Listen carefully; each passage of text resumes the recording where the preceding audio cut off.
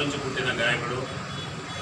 చిన్న వయసులోనే ప్రజా జీవితంలో తన యొక్క పాట ద్వారా, మాట ద్వారా, తన యొక్క నాట్యం ద్వారా ఎంతోమందిని ఉత్తేజితుల్ని, ఎంతోమంది యువకులనైతేనేమి, రాజకీయాలనైతేనేమి, లేకపోతే ఉద్యమాలను నడిపిన చరిత్ర గద్దర్ గారిది.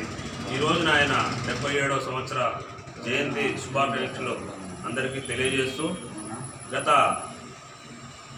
18 నెలల నుంచి మనకు దూరమై గద్దర్ గారు ఈ రోజు 18 నెలలు కావస్తుంది.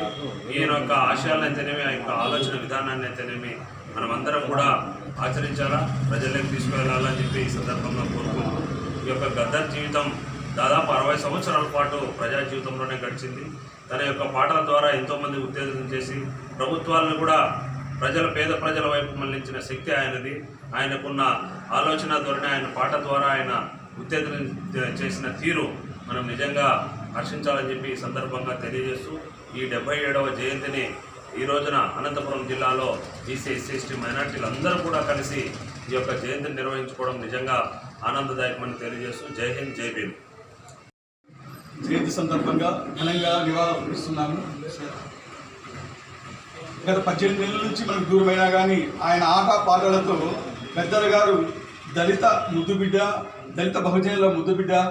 ప్రతి పల్లెల్లోనూ ఈరోజు తెలంగాణ గవర్నమెంట్ ప్రోగ్రాంగా చేస్తుంది. ప్రతి పల్లెలోనూ కూడా మనము ఈ రాష్ట్రంలో చేయలేకపోతున్నాం కాబట్టి కనీసం మనం దళితులుగా, బహుజనులుగా మనం చేయాల్సిన బాధ్యత మనకుంది కాబట్టి ఈరోజు మనం ఆఫీసులో మనం చేసుకుంటున్నాము.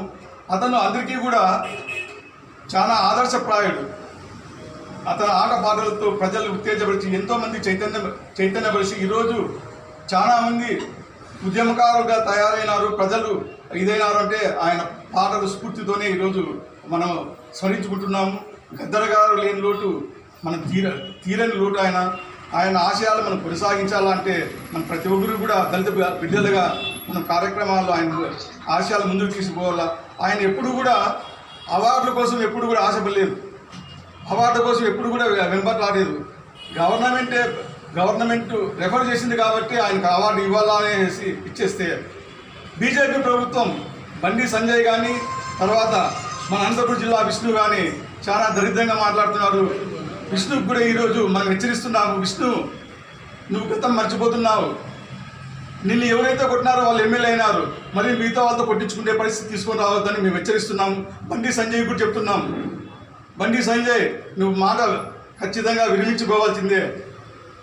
నక్సలైట్లు మిమ్మల్ని చంపినారని ఎవరు చెప్పినారు? అసలు లేనిపోనే ప్రధానమంత్రి ఆయన ప్రశంసిస్తూ ఇది పంపినారు ఆయన గద్దర్ గారి కోసం. గద్దర్ జీవితం చాలా నిరాళమైనది. ఆయన జీవితం మనం దగ్గరగా చూసినట్లు కాబట్టి మేము చెప్తున్నాం.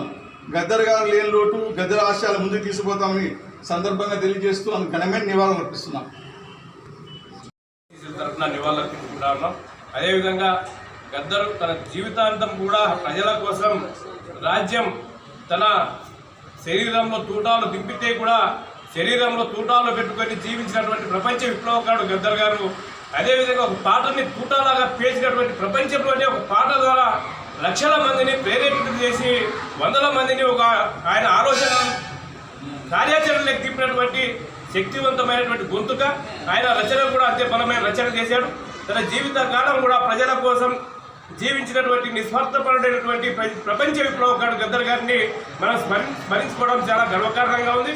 అదేవిధంగా ఇటీవల కాలంలో గద్దర్ గారి పైన భారతీయ జనతా పార్టీ వాళ్ళు మాట్లాడుతున్నటువంటి విధానాన్ని కూడా మేము ఖండిస్తూ ఉన్నాం. ఎవరి రాజకీయాలు వాళ్ళకు ఉంటాయి, మీ రాజకీయాలు మీరు చేసుకోండి, గద్దర్ గారి రాజకీయాలు గద్దర్ గారి. చనిపోయిన వ్యక్తి పట్ల అసందర్భంగా అనవసరంగా మాట్లాడడం, నోరు పారేసుకోవడం మంచిది కాదు. ఆయన గద్దర్ గారు లేని మీరు భారతీయ జనతా పార్టీకి ఏం నిర్మాణంలో లేడైనా, మీరేం కమ్యూనిస్ట్ పార్టీ నిర్మాణంలో లేరు. ఆ రకంగా పోతే కమ్యూనిస్టులు భారతీయ జనతా పార్టీ కార్యకర్తలను చంపారనేటువంటి ఆరోపణ చేస్తున్నారు. అదేవిధంగా హైదరాబాద్ సెంట్రల్ యూనివర్సిటీలో జార్జ్ రెడ్డి గారిని ఎవరు హత్య చేశారని మేము అడుగుతా ఉన్నాం. అదేవిధంగా రాజకీయాలలో కనీసం ఈ విచక్షణ లేకుండా, ఆలోచన లేకుండా రాజకీయాల్లో ఉన్నటువంటి వాళ్ళు, ప్రజా జీవితంలో ఉన్నటువంటి వాళ్ళు మాట్లాడడం సరైనది కాదు. ఇప్పటికైనా కూడా చనిపోయిన వ్యక్తుల పట్ల అనవసరమైనటువంటి రాద్ధాంతాలు మాట్లాడకుండా ఉండాలని చెప్పేసి భారతీయ జనతా పార్టీ వాళ్ళు గుర్తు చేస్తూ మరొకసారి గద్దర్ గారిని స్మరించుకుంటూ నివాళులర్పిస్తున్నారు.